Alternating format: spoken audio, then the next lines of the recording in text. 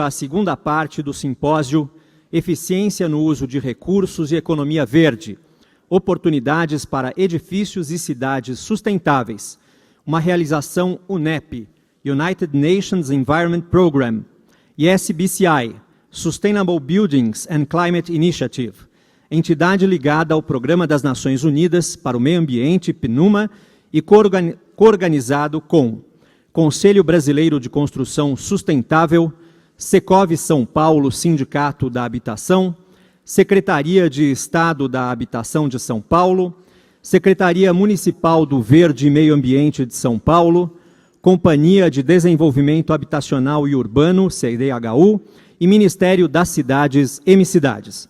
Contamos também com apoio institucional do SESC São Paulo e apoio local da Viação Metropolitana São Paulo e da Graber Segurança. Finalizando, agradecemos aos nossos patrocinadores em ordem alfabética: AES Eletropaulo, BASF The Chemical Company, Caixa Econômica Federal, Cirela Brasil Realty, Holcim, Instituto Cirela, Odebrecht Realizações Imobiliárias e Weber Saint-Gobain. Daremos início à sessão de número 2, liderando o caminho para a eficiência no uso de recursos, o papel do setor de construção. E para a coordenação destes trabalhos, chamamos ao palco o senhor Arab Robalá, chefe de Consumo e Produção Sustentáveis, UNEP, Divisão de Tecnologia, Indústria e Economia. Por gentileza.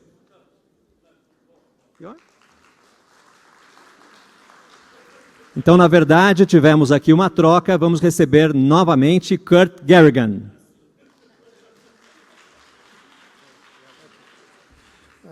Thank you, and sorry. Moderation. Desculpem pela mudança dos palestrantes aqui. Bem-vindos de volta para a sessão da tarde. Teremos uma sessão bastante interessante. Alguns dos palestrantes ainda estão retornando do almoço. Enquanto isso, vou falar sobre o que faremos nessa sessão. Em 2009, no pico da crise financeira, o Banco HSBC, sua divisão de pesquisa, aplicou o critério desenvolvido pela Escola de Economia de Londres para analisar a eficiência de pacotes econômicos sendo adotados na época. A análise incluiu 20 países e o critério avaliou a oportunidade dos projetos, o retorno social a longo prazo, multiplicador doméstico e criação de empregos. E também a reversibilidade dos investimentos. Construir eficiência foi classificada na mais alta taxa nesses critérios. A construção de eficiência foi o número 1 da eficácia geral para estimular investimentos. Estava acima de renováveis, em veículos de baixa emissão de carbono e também acima dos upgrades de investimento.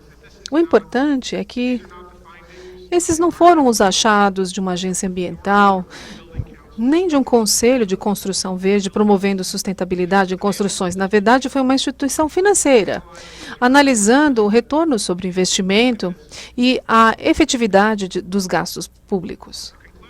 A conclusão é que esse caso de negócios, o caso econômico para a construção sustentável, é muito forte.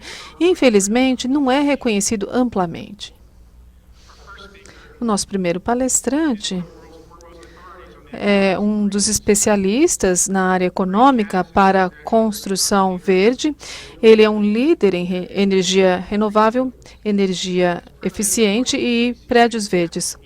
Como presidente, ele é CEO da Capital E, ele cuida de startups e ele lidera um esforço nacional para financiamento de energia verde.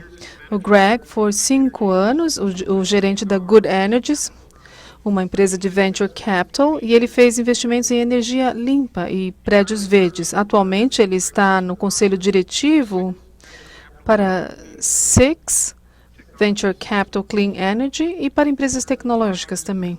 Por 5 anos, ele foi diretor financeiro para energia renovável no departamento americano, foi fundador do Conselho de Energia Renovável americano e presidente do primeiro Banco Verde.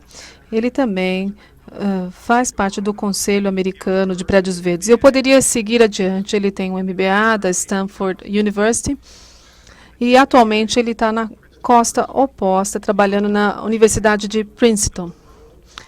Ele trabalha com benefícios, estratégias e também contribui para o desenvolvimento do capítulo da UNEP que trata de prédios verdes. Senhor Greg Katz.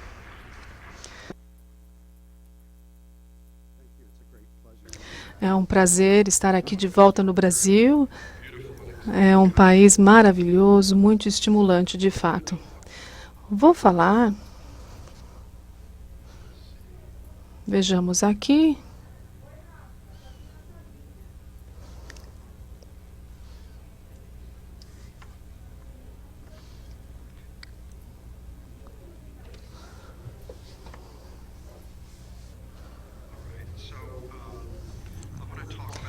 Vou falar sobre a economia de edificações verdes e cidades verdes. Estou tomando os dados desse livro aqui que eu escrevi. Ele está disponível na Amazon, em soft copy e hard copy. Você pode também baixá-lo no iPad. Há 120 dias até o dia do Natal, 120 dias úteis, né, para compras antes do Natal.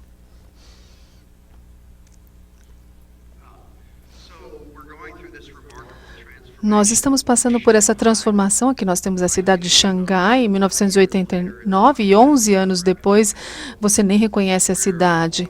É aqui onde o futuro, o crescimento da população vai ocorrer. Os blocos de construção são os edifícios que representam 70% do CO2 emitido nas cidades. O movimento na direção de edificações verdes é um movimento global. Eu sei que é um movimento que cresce rapidamente no Brasil e foi muito bom ouvir a respeito de todas as inovações que estão ocorrendo aqui no Brasil com relação aos projetos verdes. No livro que eu mencionei, que eu escrevi, nós documentamos em detalhes os custos e benefícios de edificações verdes. A percepção é que os prédios verdes custam muito mais. Nós analisamos 170 prédios detalhadamente de 15 países e descobrimos que, na média, os prédios verdes custam um pouquinho menos, às vezes 2% a mais. Então, há uma grande lacuna entre a percepção da realidade e o custo real. Analisando aqui as economias em água e energia, o custo adicional é de $4 por pé quadrado. Aqui na Barra Verde, nós temos as economias de energia em 20 anos. E os benefícios com relação à água. Com base nas reduções de utilidades, investir em edifícios verdes tem um retorno de 2,5 vezes. Também é uma redução de risco. Nós assumimos que os custos energéticos não subiriam mais numa economia global com o rápido crescimento do consumo de países como a China. Provavelmente, o custo da energia vai subir. Isso significa que o valor da eficiência energética nesses prédios vai reduzir as contas em 35%. Então, o valor atual disso, se a energia crescer 6% ao ano, vai ser de $20 por pé quadrado, ou 5 vezes maior do que o custo adicional para se passar de um prédio não eficiente, não saudável, para um prédio saudável e verde. Há vários dados, aqui nós temos dados da Europa, documentando que os benefícios de saúde associados ao projeto verde em prédios LEED ou em prédios verdes resultam num prédio que é muito mais saudável. Isso é mensurável. Há milhares de estudos que documentam isso. Estudos revisados por pares. No nosso livro, nós fomos capazes de pegar várias dessas métricas e traduzi-las em dólares por pés quadrados. Aqui, uma aprendizagem melhorada, eficiência de alunos, e mais ganho significa mais impostos, redução de asma, redução de gripes e resfriados, e a rotatividade de professores. Então, se um professor falta 7 dias por ano, ele falta só 5. Você não gasta, por exemplo, a substituição de um professor. Aqui nós temos os benefícios, alguns foram quantificados com base nesses dados. A maior parte dos benefícios, entretanto, não conseguimos quantificar, e ainda assim vemos como uma vantagem. Quando você agrega esses benefícios, voltando à barra vermelha, que é o premium do custo, ao longo de 20 anos nós temos os benefícios de um prédio verde comparado a um prédio não verde. Nós temos 10 vezes mais benefícios. Nós temos os dados agora para saber que é um conceito de projeto e o melhor é projetar um prédio saudável, verde, em vez de um prédio não eficiente e não saudável. Avaliando aqui as implicações que ocorrem na economia americana, por exemplo. Aqui o prêmio verde, para tornar todos os prédios americanos verdes, vai custar 200 bilhões de dólares. Mas quando você começa a agregar os benefícios, nós temos 1 trilhão de dólares em criação de oportunidades. É a maior oportunidade que nós temos para tornar as nossas economias mais competitivas e para reduzir os custos, por exemplo, em agricultura, em manufatura, para que sejamos mais saudáveis. É uma oportunidade tremenda e que temos de aproveitá-la a todo custo. Aqui nós temos a ilustração de por que usar o projeto de prédios verdes e por que ele é diferente. Normalmente você olha um prédio, você diz, olha, eu quero acrescentar iluminação, ar-condicionado. No processo de projeto verde, ele é diferente. Você tem que ter um processo integrado de projeto. Se a iluminação for mais eficiente, eu tenho menos aquecimento e eu tenho menos ar-condicionado, assim por diante.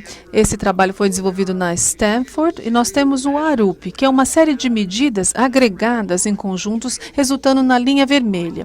Quando você combina todas as diferentes oportunidades para tornar um prédio mais verde, você acaba tendo um resultado que é superior à soma das partes. Você tem um edifício com um altíssimo retorno em poucos anos, com grandes benefícios. Então, um processo de design, de projeto integrado, é uma lição muito importante para nós, tanto para os edifícios como para as cidades.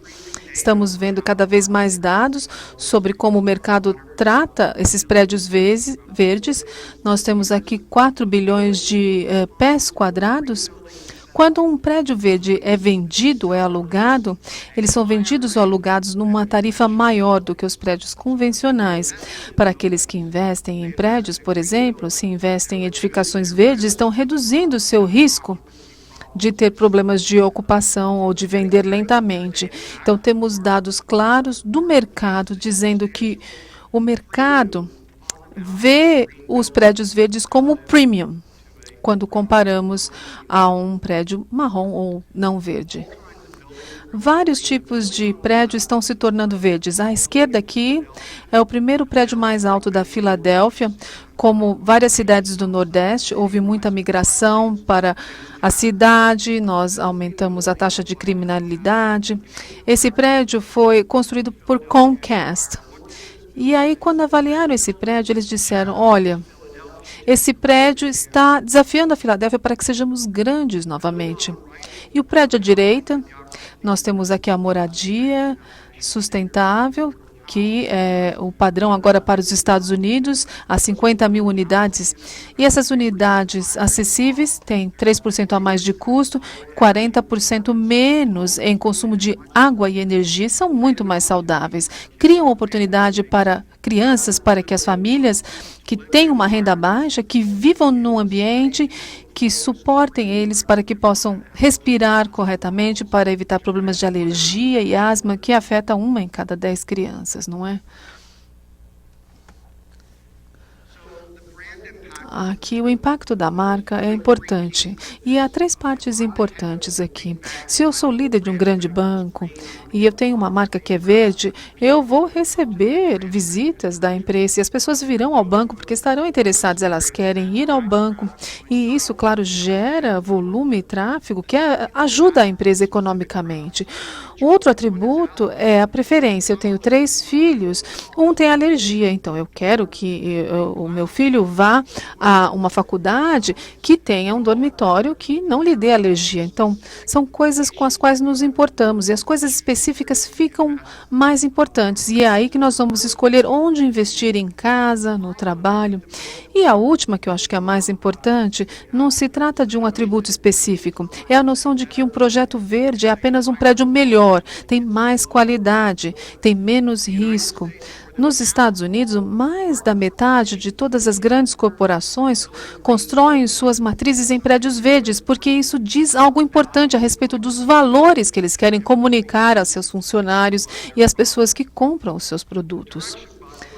A direção é a energia zero, energia líquida zero. Então, há muitos prédios que são sistemas, por exemplo, de 7 kilowatts colocados em residências. Washington, D.C. vai ser Zero Net Energy em 2030. Na União Europeia, há mandatos a respeito disso.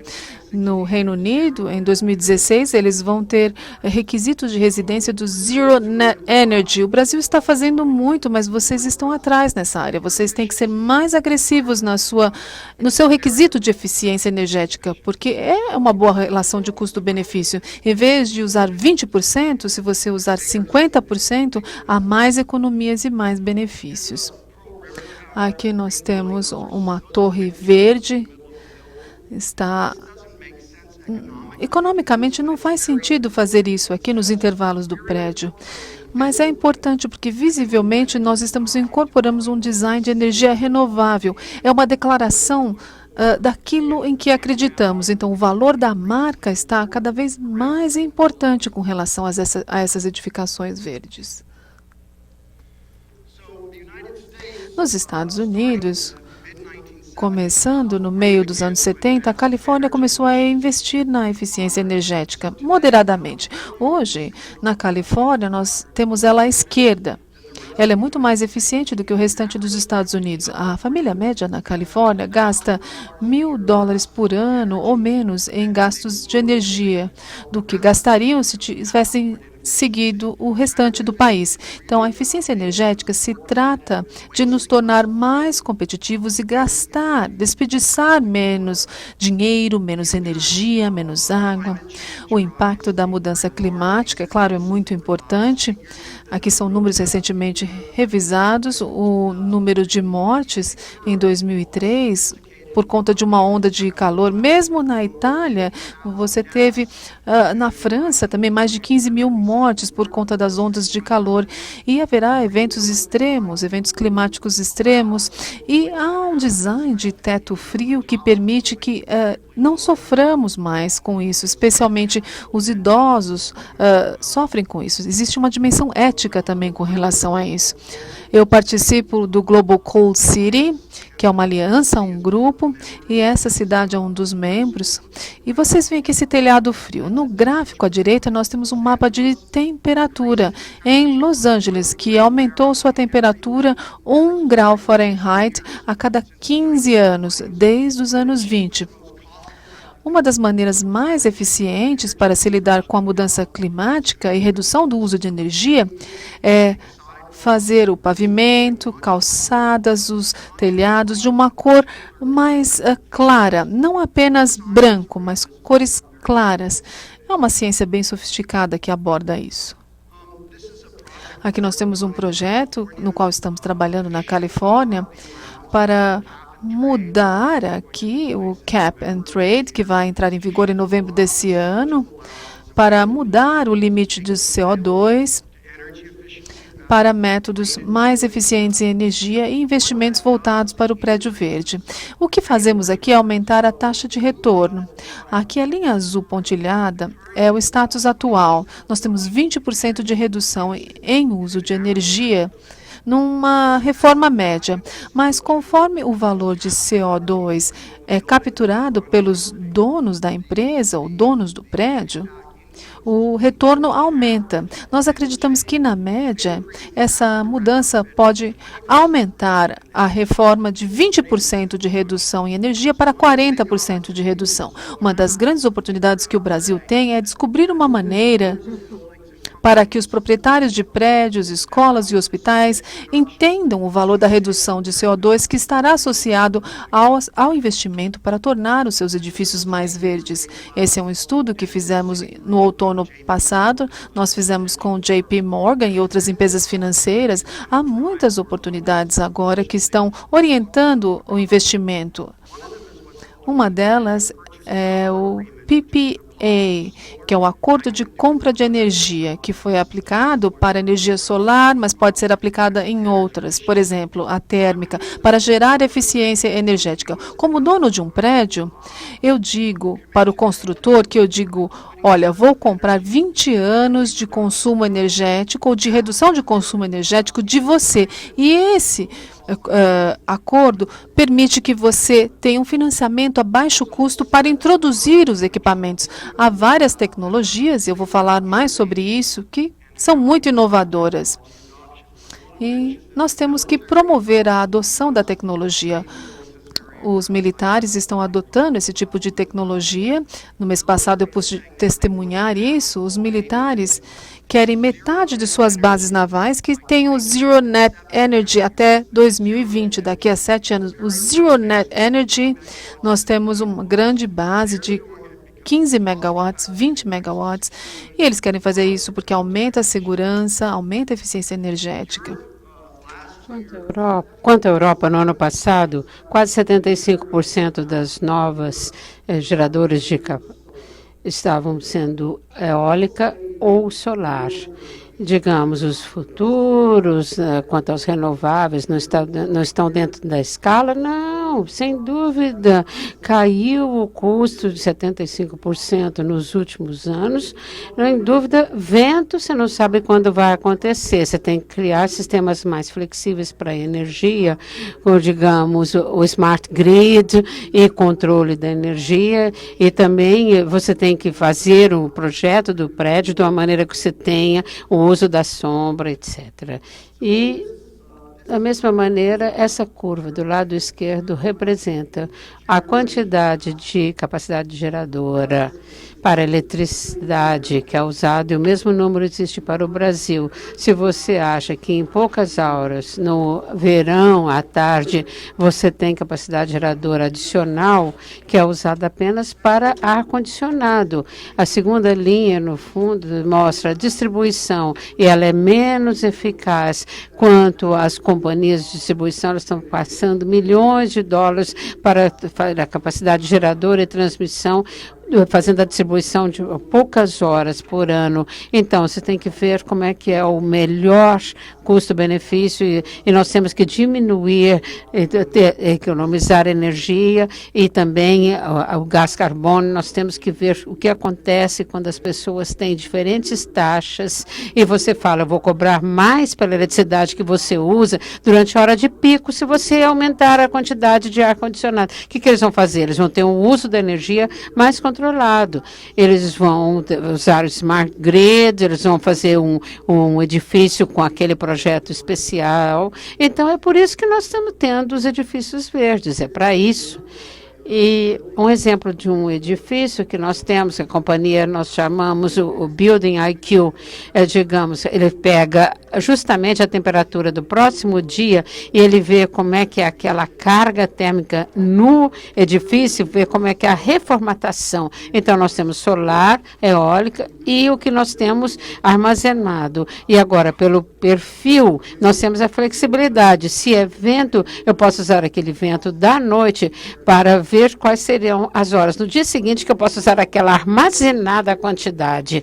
Então, são soluções únicas para cidades. Eu posso fazer os edifícios comunicarem um com o outro, eu posso reformatar a carga, eu posso, então, usar a necessidade dos renováveis, usar a solar e evitar usar o gás e evitar usar outras fontes de energia mais tradicionais. Então, quanto ao kilowatt-hour, nós podemos fazer uma redução de 1/4 do que já se paga nessa cidade se nós usarmos eficientemente. Existem muitos diferentes elementos para fazer uma cidade verde.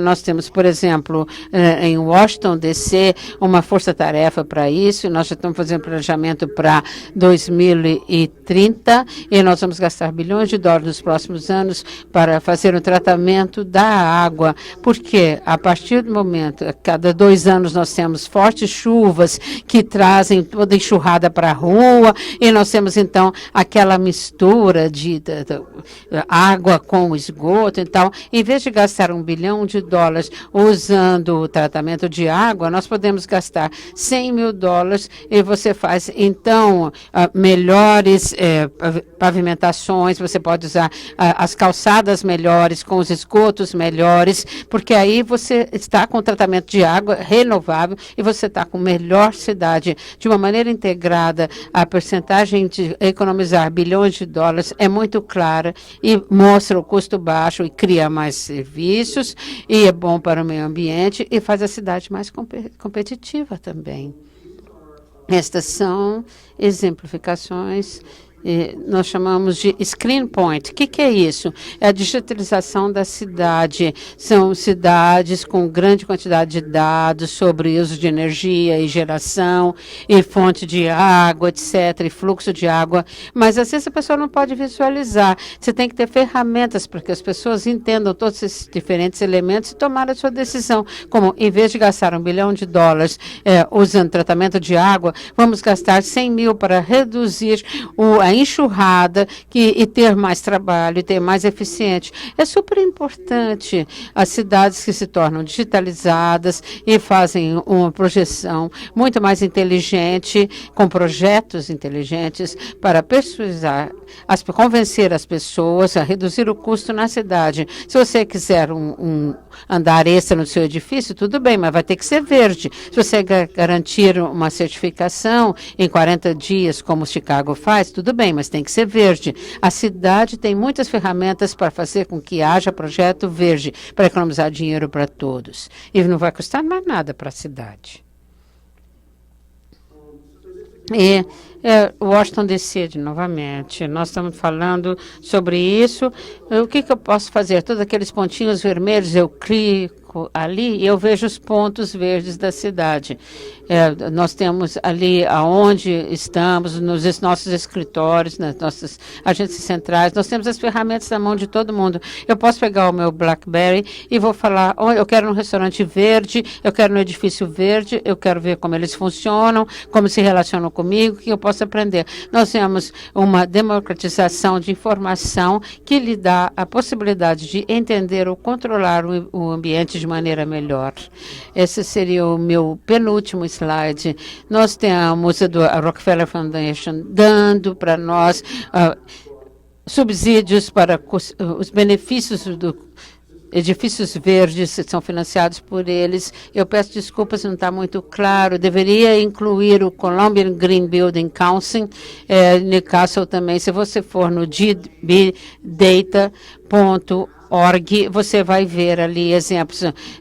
Não é para dinheiro, é simplesmente para ver como parceiros de organizações internacionais, para ter dados a respeito de custos de edifícios verdes e fazer disponível para todo mundo de graça. Manda e-mail para mim, se for de interesse de você saber mais sobre isso. Adoraríamos ter você como parceiro. Não é para você gastar dinheiro, é para você passar informação e receber informação.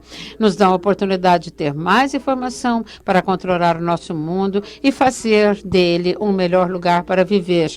Todos os benefícios financeiros e quanto à saúde associados a cidades e edifícios verdes estão aqui. Muito obrigado.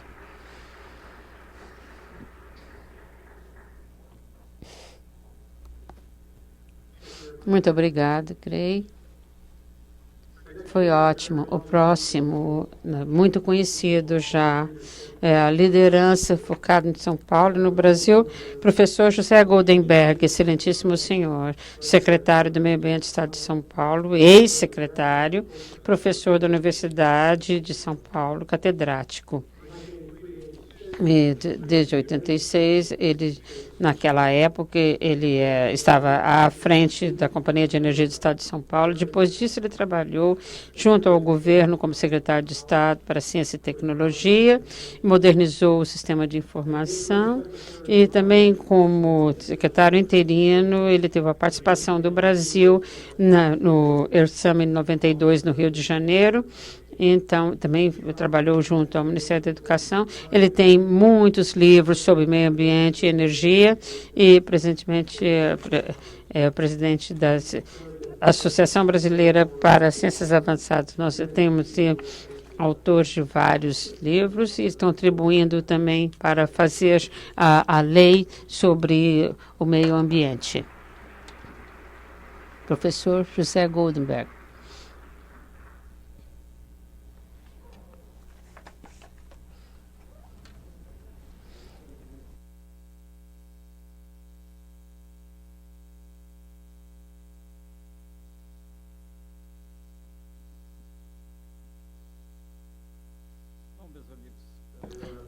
My friends. Me considero nenhum especialista em edifícios, mas eu participei desse trabalho feito pela UNEP sobre economia verde, e um dos capítulos, como vocês sabem, era sobre edifícios.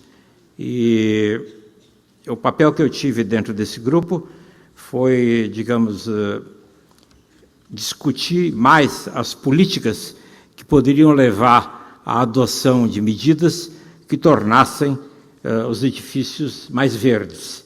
E o capítulo acabou se tornando um capítulo muito interessante, como vocês sabem. Essa publicação é disponível, inclusive na internet, e eu espero que ela seja um dos guias que influenciem na tomada de decisões da conferência que vai se realizar no Rio de Janeiro essa semana e na próxima semana.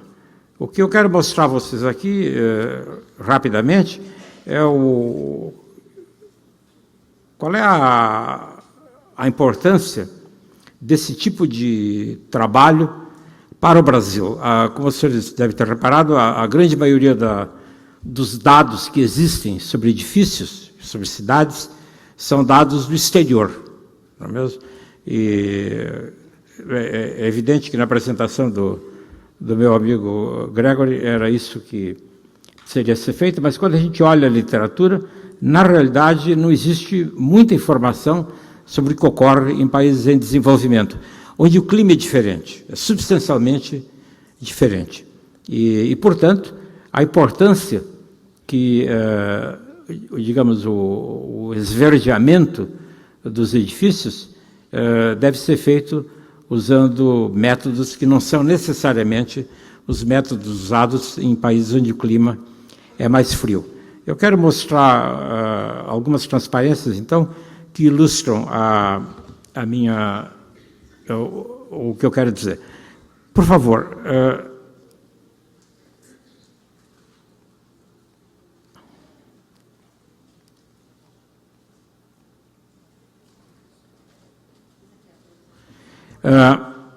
vocês veem aqui,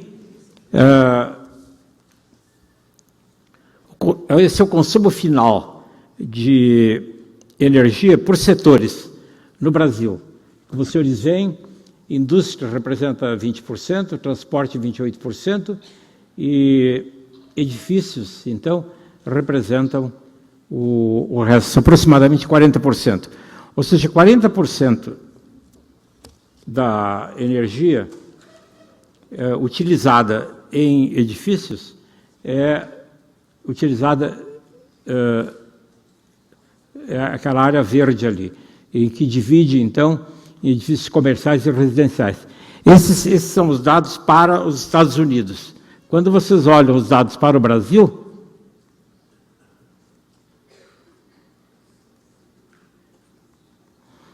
é um problema tecnológico aqui que eu não sei a que se deve. Quando a gente olha os dados para o Brasil, eles são substancialmente diferentes. O setor residencial do Brasil representa uma fração muito menor do que 40%. No entretanto, quando a gente considera eletricidade, eles representam uma fração mais importante. Então, o problema de conservação de energia aqui no Brasil é muito mais um problema de eletricidade do que um problema de óleo combustível usado para aquecimento. A diferença fundamental que existe entre o Brasil e os Estados Unidos, por exemplo, é de que lá, aquecimento residencial, tanto nos Estados Unidos como na Europa, aquecimento residencial tem...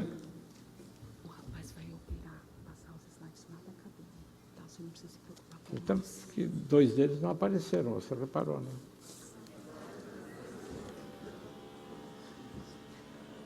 Ah, aqui está. Finalmente. E os senhores observam, então, são os usos de eletricidade no Brasil. Pode mostrar o anterior, por favor, também?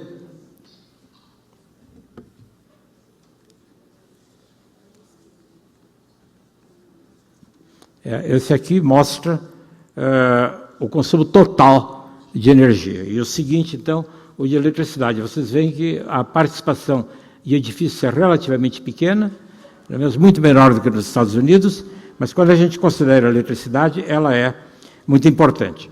Bom, a grande diferença que existe é quando a gente compara a situação no Brasil com a situação num país que tem invernos mais rigorosos, é exemplificada por esse tipo de gráfico.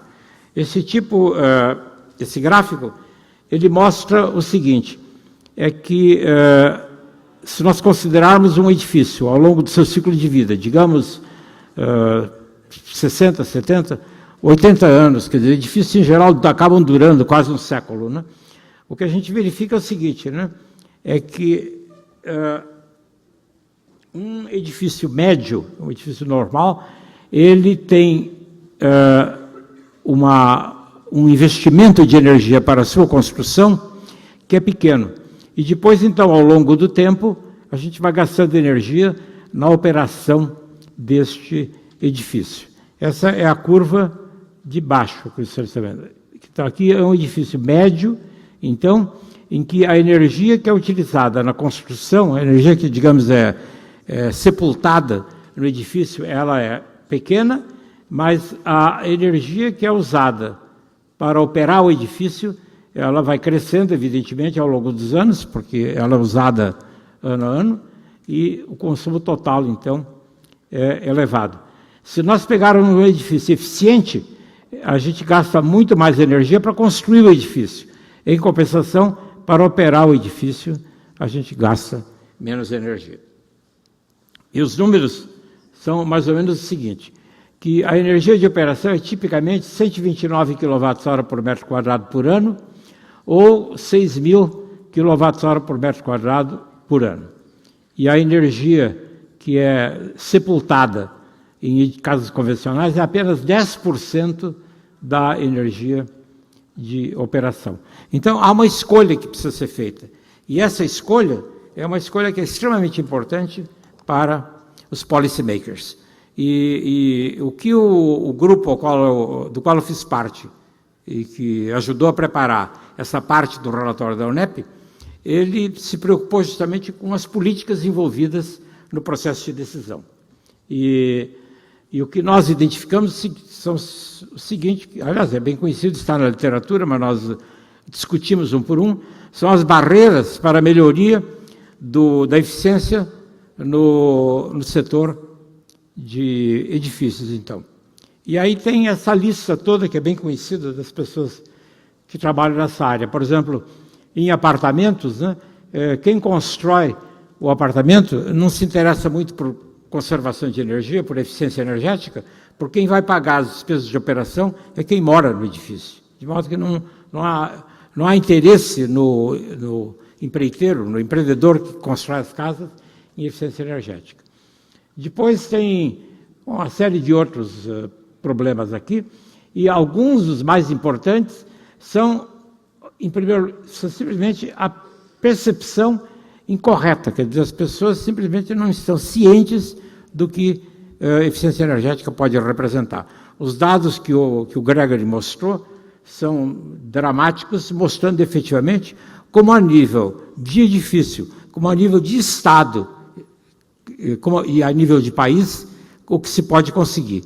E o número que ele mostrou de que na Califórnia o consumo é metade do consumo médio nos Estados Unidos é realmente um número impressionante. E nós, então, no nosso capítulo, nós nos preocupamos com os instrumentos que a gente pode utilizar para, digamos, tornar mais verde o setor de edifícios. E aqui está a lista deles, então. E são, primeiro, os instrumentos regulatórios e fiscais, que são padrões de construção, padrões dos aparelhos geladeira, ar-condicionado, etc. e tal, incentivos estruturais e instrumentos fiscais, quer dizer, desconto nos impostos e por aí afora. Depois, outros mecanismos são mecanismos financeiros, em que se utilizam instrumentos de financiamento específicos. O Brasil como vocês sabem, é um Brasil muito diversificado para isso, né? Porque o governo federal tem demonstrado há anos um grande interesse na construção de casas populares, a Caixa Econômica tem instrumentos importantes de financiamento e cria, frequentemente, então, tipos de financiamento mais fáceis e mais acessíveis. Bom, os instrumentos de mercado que estão sendo introduzidos, e não aqui no Brasil, mas no exterior, são basicamente esses aqui. São certificados de CO2, porque a emissão de CO2 em vários países tem valor econômico real, cerca de 20, 30, 40 dólares por tonelada de CO2. Certificados brancos também, que é uma forma de fazer isso, e certificados verdes, então, que alguns países adotam. A Suíça, em particular, está muito adiantada nessas atividades aqui, mesmo porque o valor dado a cada tonelada de carbono na Suíça, que tem sido de 20 dólares por tonelada, está aumentando e dentro de alguns anos atingirá 60 dólares por tonelada. E, finalmente, os instrumentos voluntários, que são esses aqui, quer dizer, são instrumentos voluntários, são auditoria energética que organizações fazem e a instalação de selos. E o Brasil também há muito disso, né? Quer dizer, o Procel, ele classifica geladeiras, aparelhos de ar-condicionado, etc. e tal, e quando a gente compra um desses aparelhos no shopping center, a gente pode escolher os mais eficientes.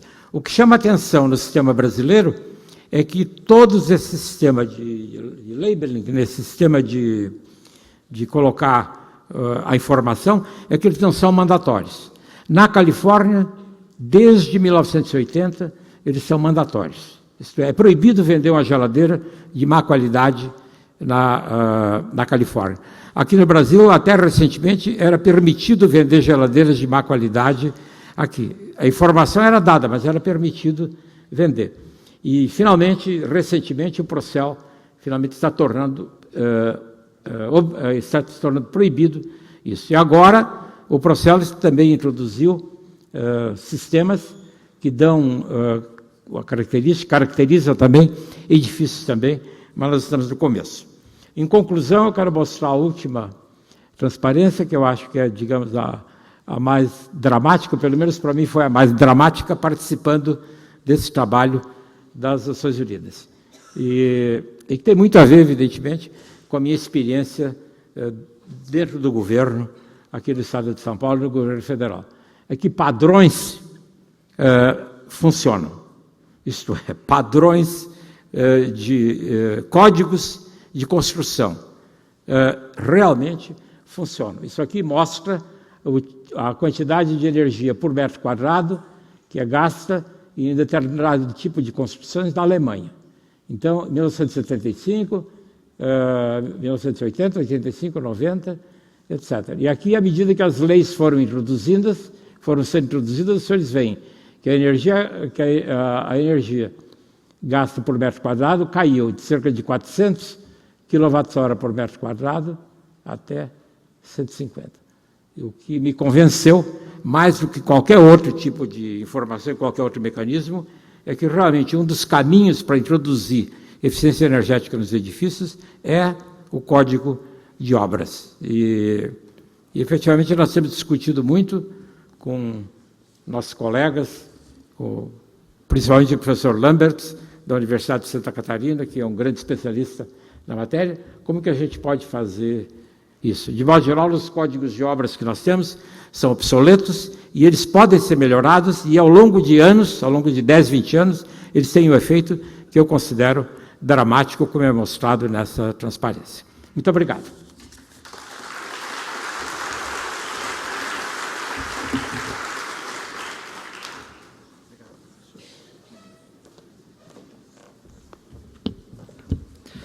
Ressaltamos uma vez mais que ao final das apresentações teremos um espaço para perguntas que devem ser feitas por escrito e entregues às nossas colaboradoras. De volta ao nosso coordenador, Kurt Garrigan.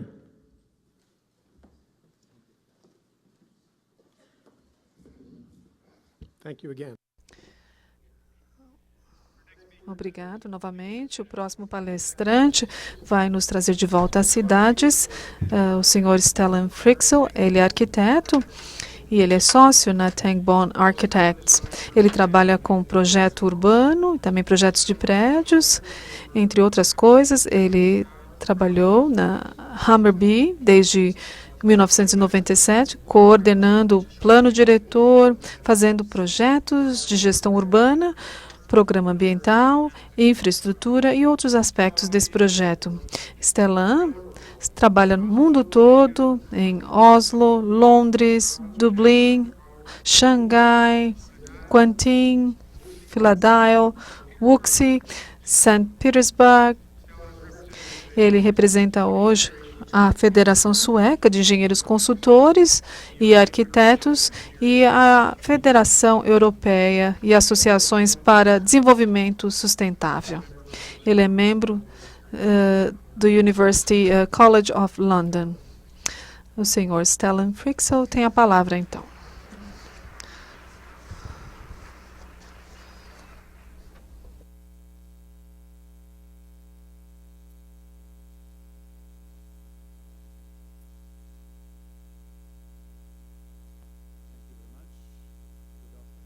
Muito obrigado, boa tarde, é um prazer estar aqui. Eu também represento a Federação Internacional dos Engenheiros Consultores. Estamos trabalhando num relatório que chamamos de Repensando as Cidades, e é por isso que eu estou aqui. O relatório, não sei se ficará pronto, mas já avançamos bastante e temos um histórico onde abordamos vários fatos, questões ambientais que nos afetam, e nós destacamos todas as possibilidades nesse relatório do que chamamos uma caixa de ferramentas. São possibilidades, portanto, e também temos alguns exemplos nesse relatório.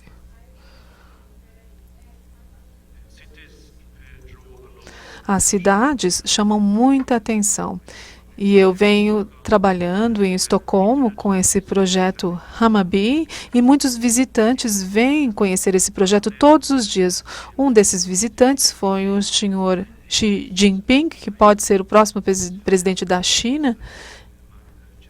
Então, ele está entre os líderes chineses e estamos trabalhando com projetos na China, a partir de Estocolmo também. As cidades, claro que são o enfoque, não apenas aqui, hoje, isso acontece em todo o local. Há 190 mil pessoas que se mudam para as cidades todos os dias. E muitas fazem isso lá na China.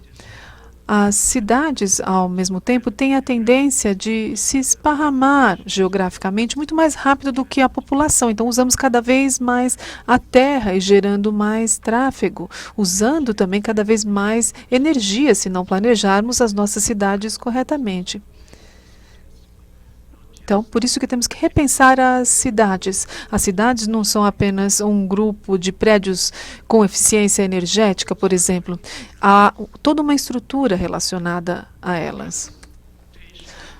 O transporte e o trabalho no transporte cresce 2% a cada ano. E isso, claro, que está muito relacionado às cidades. 95% da energia usada no setor de transporte é baseada em combustíveis fósseis. se organizarmos melhor as nossas cidades, talvez possamos nos livrar de parte desse tráfego.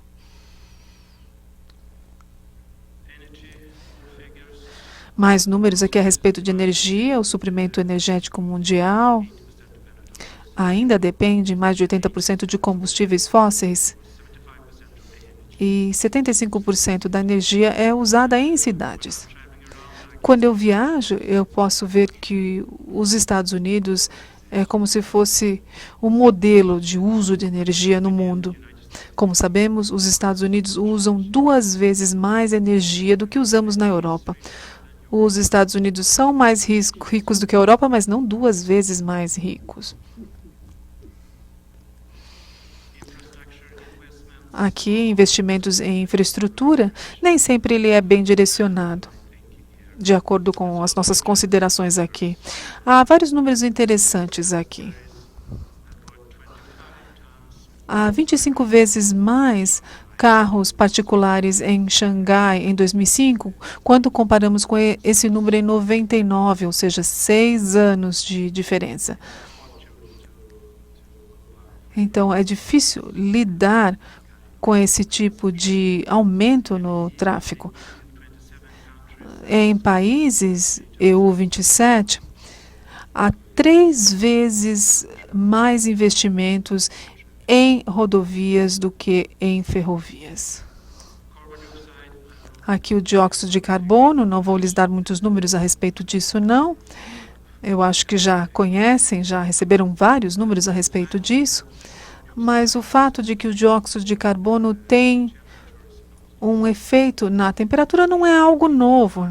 Em 1859, houve um pesquisador inglês, o Sr.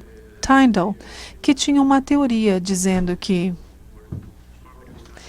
mais dióxido de carbono na atmosfera poderia aumentar a temperatura. E houve um pesquisador, Svante Arrhenius, que também articulou sobre isso em 1896, num jornal londrino. E um artigo também sobre isso, em 1981, no New York Times. E já está na agenda do meio ambiente há alguns anos, mas nem tantos assim. Esses fatos já eram, portanto, conhecidos.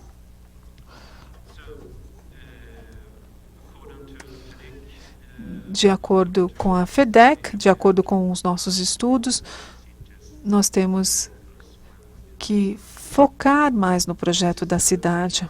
Aqui nós temos uma foto de Sansha, na China, uma cidade com 78 milhões de habitantes, algo parecido com isso. Aqui nós temos Sansha, eu visitei a cidade em março. E há várias possibilidades. Já estamos identificando uma caixa de ferramentas urbana com 10 parâmetros. Poderia ser um pouco mais, um pouco menos, mas nós mencionamos esses 10 parâmetros. As funções urbanas, propriamente ditas, tráfego e transporte, paisagismo e biodiversidade, projeto de prédios, produção de energia, tratamento de água e de esgotos, tratamento de resíduos, infraestrutura, metodologias administrativas e, é claro, o estilo de vida inteligente. Vou dar alguns exemplos sobre esses parâmetros. Aqui nós temos o projeto Hammarby, em Estocolmo.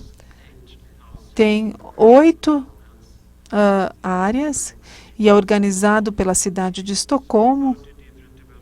Tem 30 diferentes incorporadoras que são organizadas nessa área. E 8.900 pessoas moram ali. Está na extensão da cidade. Nós usamos o método integrado de planejamento aqui, o que significa que estamos combinando o projeto urbano, claro, com planejamento de infraestrutura, coordenação de infraestrutura e desempenho ambiental. Alguns exemplos aqui da caixa de ferramentas. Era uma área que não era bem utilizada, era industrial, um porto, não era bem aproveitada. E hoje é uma área residencial muito bem apreciada. e recebe visitantes internacionais todos os dias. Houve a limpeza aqui do Brownfield. Alguns outros prédios industriais que foram transformados em escritórios, e isso foi feito por, claro, investimento privado.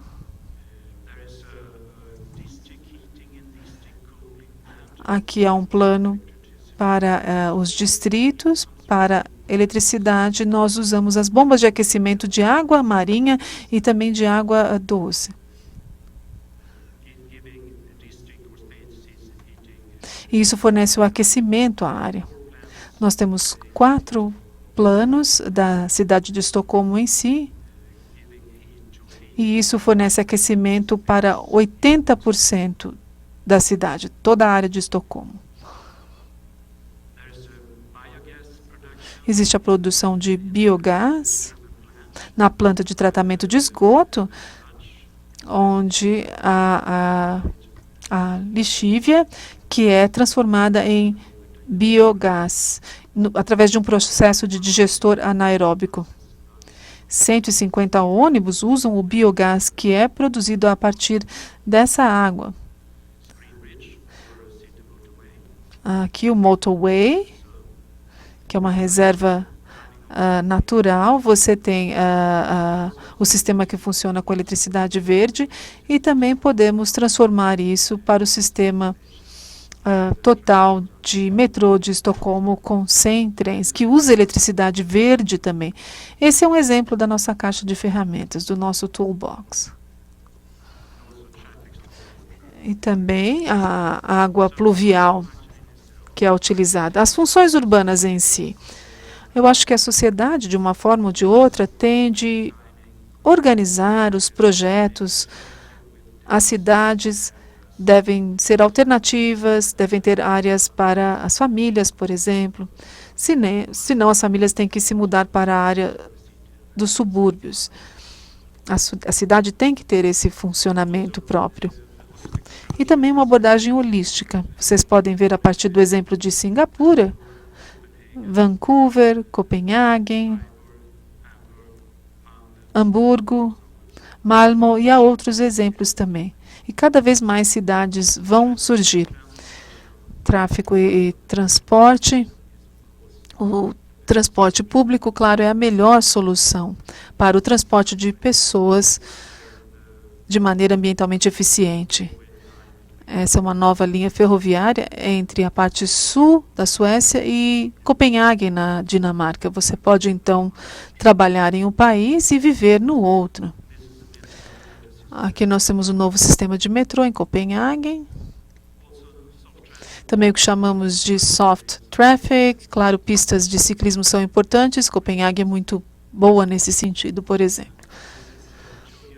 Aqui nós temos o primeiro ônibus a etanol da África. Não é algo novo no Brasil, eu sei, mas isso é em Joanesburgo, na África do Sul. Aqui paisagismo e biodiversidade são muito importantes. Claro que podemos plantar árvores, isso está ligado ao microclima também. Projeto de prédios. Aqui nós temos esse prédio em Melbourne. O escritório de planejamento urbano está usando 10-15% da quantidade de energia necessária a partir dos painéis. Aqui o outro exemplo com os painéis exteriores. Aqui também com a proteção, e a proteção na Suécia, do outro lado um prédio em Nova York. Aqui um prédio ventilado naturalmente em Dar es Salaam. E o novo prédio residencial em Pune, na Índia. A fachada é retraída para não estar exposta ao sol. Também é uma comunidade fechada. Tem as suas implicações, é claro. Aqui estamos falando dos prédios novos, mas também há os existentes e temos que cuidar desses também. Nós temos essa área aqui em Xangai,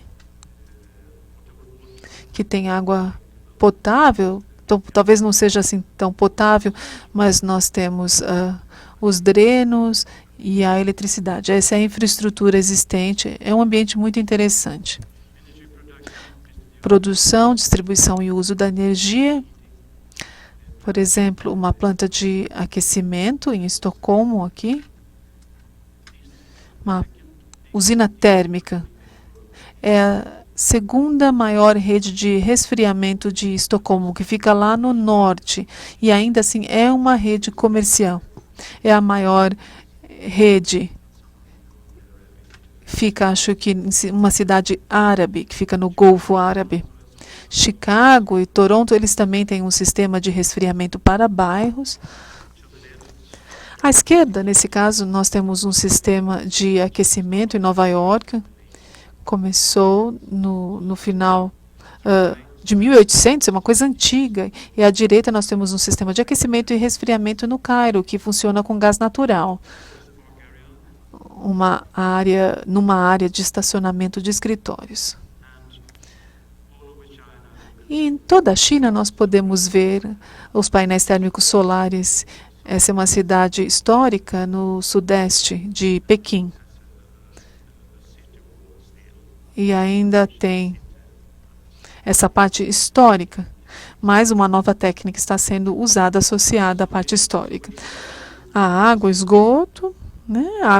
Águas servidas podem ser um recurso, você pode produzir o biogás e também pode ser vendida no mercado, especialmente para ônibus, por exemplo, que podem funcionar com o biogás. E aí, quanto à água servida, esse é um exemplo de Melba.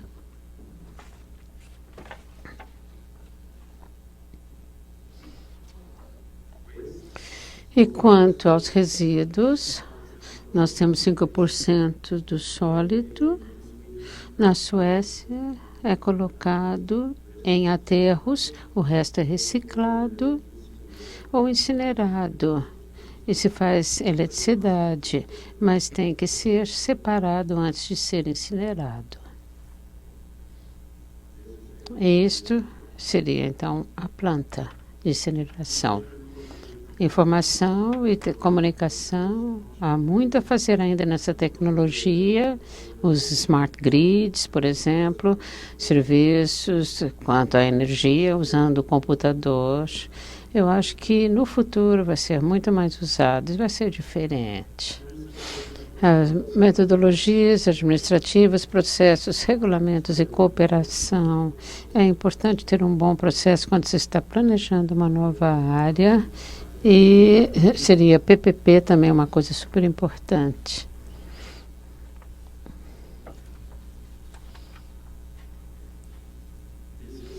Isto é uma área pública em São Petersburgo. Né? Apenas o que se faz na Europa e nos Estados Unidos que vale a pena. É muito diferente. E também quanto ao smart living, quer dizer, viver inteligentemente, colocamos isso de maneira correta. Quando eu dou uma apresentação em Johannesburg, eu fiz uma parecida com essa, e falou, nós podemos fazer isso aqui, nós não temos dinheiro para isso, na Europa pode ser, mas na África do Sul não. Sem dúvida é verdade, mas por outro lado, nós não podemos pagar ou usar a terra de maneira que não dê um retorno. Então, significa que o Johannesburg também precisa de investimento nas rodovias, na estrutura das mesmas. Então, não, é diferente de Estocolmo. Então, há sempre um outro lado da moeda, não? E nós estamos trabalhando também em Buxi, na China, com o mesmo sistema que nós estamos usando na Suécia. E a semana seguinte iremos a Xi'an com outro projeto. E esse projeto em Buxi, nós estamos fazendo a revisão, temos um prêmio de proteção, porque se faz a mitigação, e seria um prêmio de Xangai, porque há a mitigação do uso da energia e a possibilidade do uso de métodos e soluções serão encontradas com esses métodos. Assim, Para resumir, sem dúvida, a mudança climática é coisa séria que tem que ser resolvida. Nós temos a opinião. Nós temos no ambiente amigável nas cidades, nós temos que achar a maneira de ser eficientes, e as cidades estão usando de maneira diferente a energia e diferentes energias. Quanto à energia fóssil, pode ser reduzida o uso de fósseis para a energia, e também o retrofitting dos edifícios, são necessários fazer de uma maneira eficaz. Então, nós temos métodos holísticos que têm que ser usados também. E FDIC, que seria, então, Organização Internacional para Consultoria na área de engenharia. Existem milhares de membros. Muito obrigado pela sua atenção.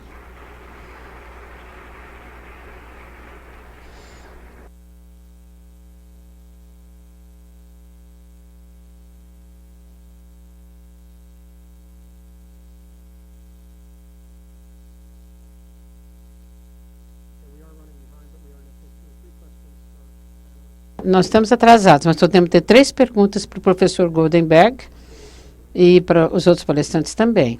Por favor, voltem ao pódio, voltem ao praticável.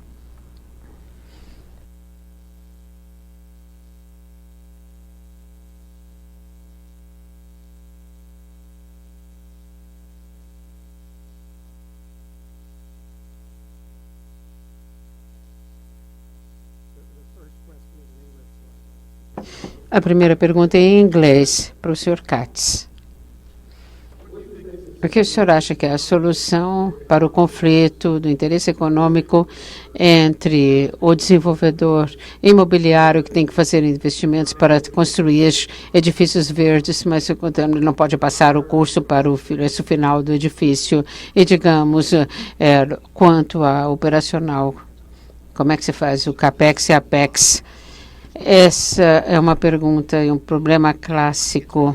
Eu acho que se torna menos um problema no dia de hoje, porque os edifícios verdes vendem mais e alugam mais, tem mais ocupação, então o turnover é menor. E 5 anos atrás a coisa era diferente. Antes nós não tínhamos projetistas de edifícios verdes, e todas as firmas de arquitetura hoje têm as pessoas que constroem voltados para o verde, então o custo caiu e os benefícios do mercado subiram. Ainda se divide, há problemas de incentivo, sem dúvida, e, digamos, quem aluga paga pela energia.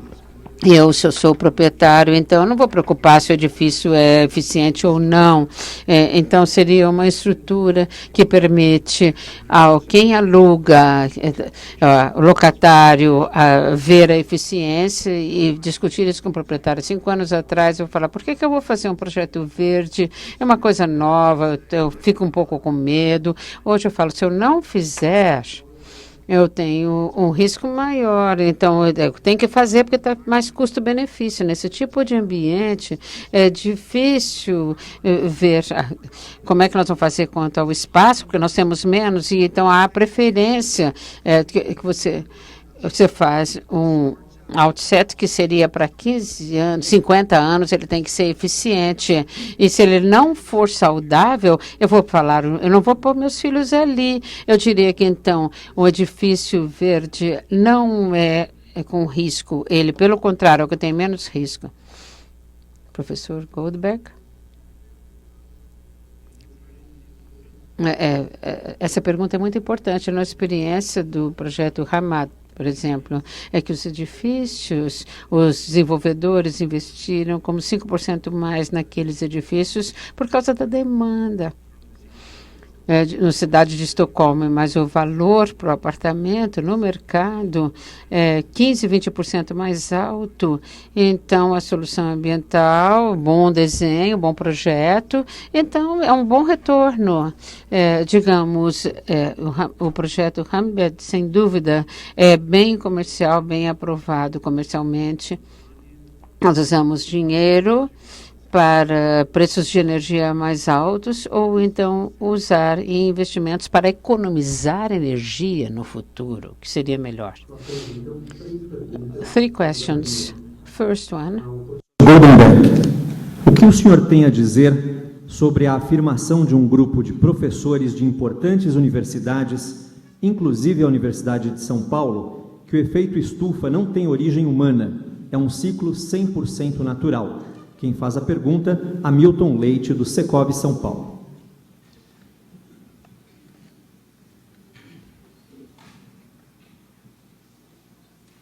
Esse documento que foi assinado por um grupo de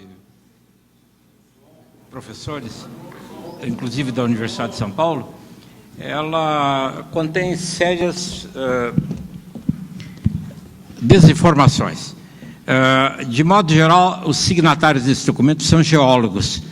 E geólogos são pessoas que estudam o passado da Terra e identificaram grandes variações da temperatura, do nível do mar e da extensão das geleiras ao longo da história da Terra.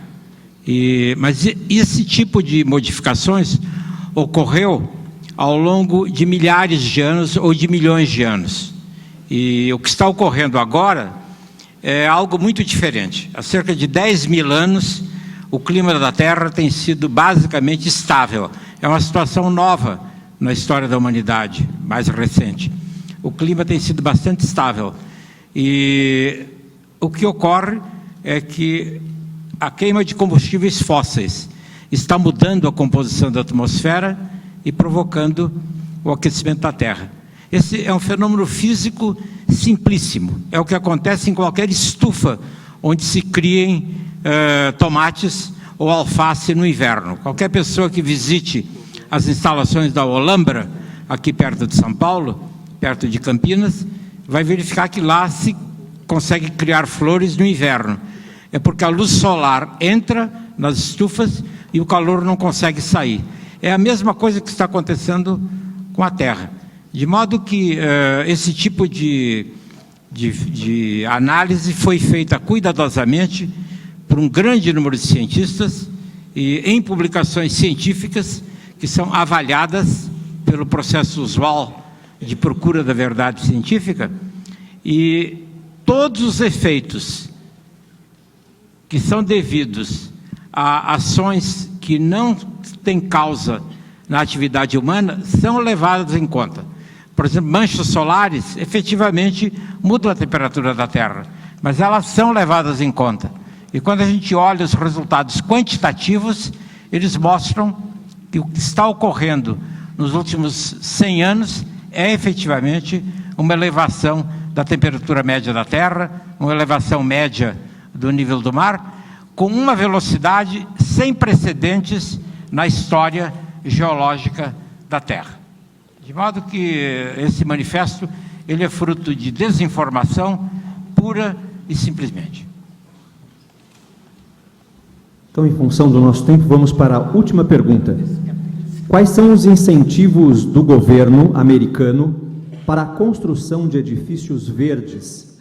E qual é a taxa de juros nos financiamentos para a construção ou adequação destes prédios? Quem faz a pergunta é Arturo Justiça. Imagino que seja para o Greg.